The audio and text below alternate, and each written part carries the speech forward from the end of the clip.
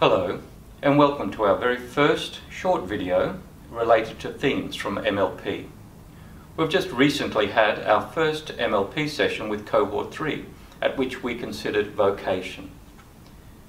And if you think back to when you were doing the MLP, you'll remember the triangle methodology that we used to explore the themes that we were looking at each session. We'll just refresh ourselves about the 3 points of the triangle. The first point is the Catholic tradition, which we said sets the agenda. And what do we mean by setting the agenda? Well, all that means is we're talking about Catholic healthcare or aged care or community services. And because of that, the Catholic tradition, the values, the ideas that shape Catholicism, shape those workplaces. And they're the values that you wish to implement into your leadership. It doesn't mean that you are Catholic or that you're Christian or that you have any religious affiliation whatsoever. It means we just lead from that part of the triangle, understanding the tradition to talk the mission. Remember that Catholics believe that all women and men of goodwill can share the mission with the Catholic tradition and be effective leaders, no matter whether they are Catholic or not. The second part of the triangle is the cultural context. In our culture, there are views about the nature of work and the dignity of work. That's the thing that we've considered at our first MLP session for Cohort 3. Our culture can be characterised by ideas such as hyper-individualism, hyper-autonomy, a hyper-capacity for choice, and diversity. It's essentially a liberal capitalist paradigm that shapes the world in which we walk. We are immersed in those sets of values even if we're not aware of them. They influence what we're doing. So to what extent do the values of our culture reflect those or align with those of the broader Catholic tradition? Of course, some of them will inform and help that tradition develop too. You'll remember the third part of the triangle concerns individual and communal experience. So here, this is where you begin to reflect on your work as a leader. What are the values that you hold? How do they align? With this particular session, we were looking at the values around work, so we'll explore some of those. What are your values about work? How do you know what your values are by the way that you conduct yourself as a leader? And what are the values that are evident in your organisation around work? We'll explore some of those in just a moment. Your organisation has its own culture about work, the expectations about workers, about flexibility about work, about the dignity of work, about nurturing the gifts of workers. And each of these things interact with each other, the Catholic tradition, the broader culture, and your experience and the experience of your organisation.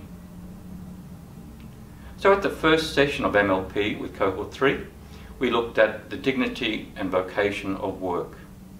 So I just want to explore one of those ideas, and that is the idea of gifts and talents. In the Catholic tradition, we don't think everyone is created equal. Some have more gifts than others. Some have different gifts to others. We know that. Some have great gifts for mathematics. Some have great gifts for organisation. Others have gifts for organisation. Some have the gifts of being great listeners. We all have these different gifts and they contribute to the whole.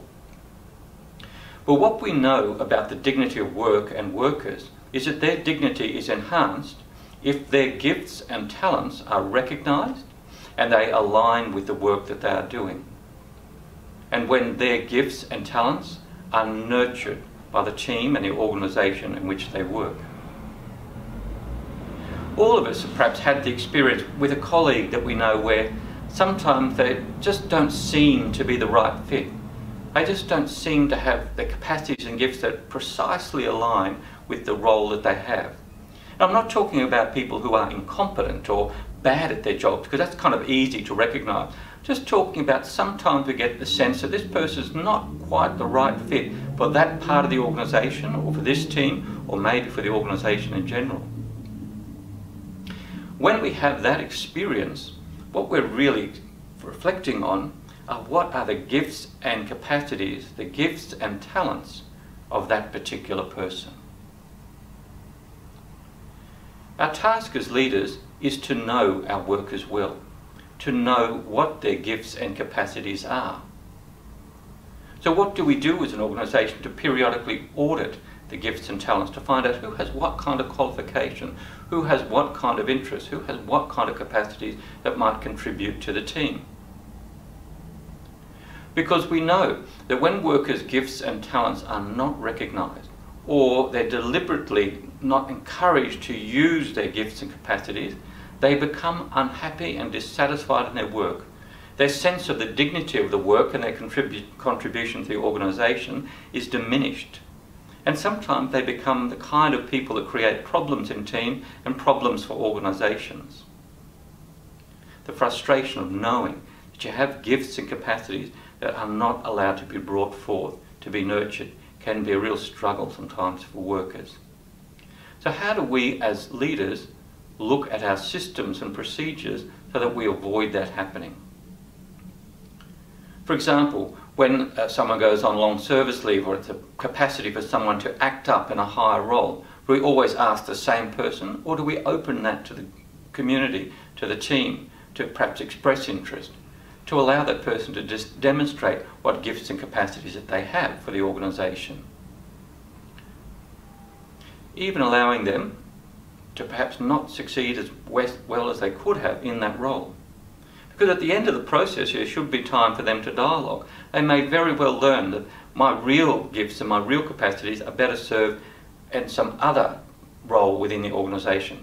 Perhaps I might have the opportunity to work in the headquarters, to work in a key role in town, in the main role. Do that for a few months and discover that's actually not where my gifts and talents lie. I actually much prefer to be at the service end, delivering, interacting with patients or interacting with clients, providing direct services, or leading a team that's providing direct services. Well, that's a good thing for the organisation and for the person to have learned that experience, provided, of course, that the leader is managing that situation carefully, so you're not setting someone up to fail and not causing potential harm to the organisation by only taking appropriate risks. Do you as a leader know your own gifts and talents? Do you nurture the gifts and talents that you have, so that you can contribute to the organisation the best as you can? Gifts and talents can enrich an organisation without expanding the number of staff that we have, without expanding the number of resources we have. Sometimes just creating the opportunity for someone to express some gift or talent that they have can expand the capacity of your organisation. There's been some good research to back that up. Not increasing the size of the workforce, but by increasing sometimes the capacity of people within it to use the gifts they have, to bring new ideas. And of course, that needs to be balanced too. Because someone who's always bringing the new ideas, they might be good, they have to be discerned, but they might not always be the ones that are going to be the best fit for an organisation. So nurturing gifts and talents is an important task for you and your organisation. In future episodes of these little videos, we'll continue to explore the sessions as they unfold with the new cohort and basically be tracing the steps you've had before. We hope it's useful stimulus for you just to begin rethinking and reconnecting with MLP. See you next time.